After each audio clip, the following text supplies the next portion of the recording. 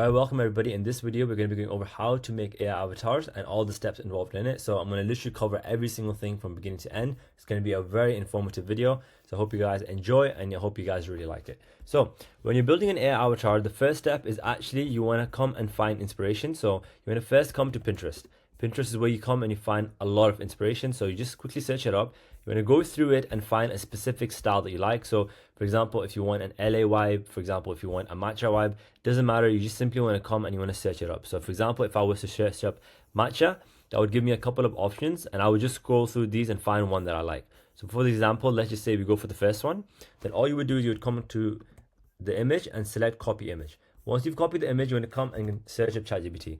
ChatGPT is where you're going to start to break down this image into a JSON prompt. When you open up ChatGPT, you want to upload this image and you want to say break this image down in extreme detail into a JSON prompt. So you always want to do JSON prompts because JSON prompts are the ones that are extremely detailed. They analyze the image, they break down every single thing about the image, and there you go. The LLM is going to literally start to do that right now. Once your JSON prompt is generated, you just want to come and click on copy code right here. After you've got your code, all you want to do is come back to ChatGPT, click on new chat. You're going to come and click on create an image, change it from auto to 9x16, and you simply want to paste the JSON code back into the chat, click enter. That's now going to start to generate one image for you. That's going to be based off the initial style that you liked in Pinterest. But let's say you just don't want one option. You can also open up this website, which is called Flow, so Flow. You click on flow.com. Once you're inside, you just simply want to come and click on create with Flow, which is going to ask you to sign in. But I'm already signed in, so it's not going to be a problem. And then you want to come and click on new project. When you click on new project, you want to come to the bottom, change it from video to image, 9x16 x4, and you simply want to paste in the JSON code right here and click enter. So the thing with flow.com is that it generates 4 at a time and it's quite quick, whereas the thing with ChatGPT is that it does 1 at a time. But the thing with ChatGPT is that they recently had an update and the quality of ChatGPT images has gotten so realistic, but it's just slightly slower and it doesn't do 4 at a time. But as you can see with Flow, it's so much faster. It's already at 60% and it's literally starting to generate the first option right here.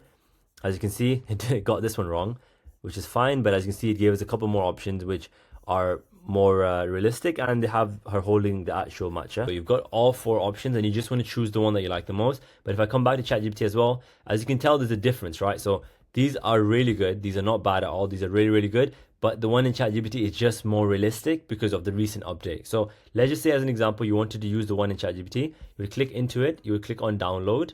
Once you've downloaded it, you come back to Flow, you click on plus, upload images, recent, and then you would just select the photo that you downloaded from ChatGPT. And once you click enter, that's going to add this photo into Flow as well. So once it's added it in, there's a couple of steps that you want to do next. So once the image is uploaded, you want to basically drag the image, this one, left click and drag it down as an ingredient. Then you want to put in a prompt like this, which is basically create a pose sheet of this avatar on a white background and click enter. So it generates 4 images. The reason it generates 4 is because we obviously did X4. But if you just want one, you would do 1X. But we're just going to let that make the pose sheets. So now as you can see, it made the pose sheets. And if I zoom in, you can see why this is important. So the pose sheets basically shows the avatar in different poses, from the front, from the back, from the right, from the left. And that's what's going to be able to keep your avatar consistent. If you just use this one image, it's just not going to keep your avatar consistent because the AI is not going to know how she looks like from different angles. So now once you have your main avatar and you have all the different pose sheets, you want to select all of this. You can drag it down as ingredients into the prompt box. And then you can just put her in any environment you want. For example, if I say put her in a podcast environment, that's then going to take all of this information and start putting her in a podcast environment. Now, if I was to drag everything back and say put her in a car in Dubai at night, the flash is on. Example, that's now going to start to generate those images so we can compare the results. And now as you can see, it's literally giving us a couple of options showing our avatar in a podcast environment. It's given us 4 options right here. And as you can tell, it's kept her very consistent because it knows how she looks like from all these different angles.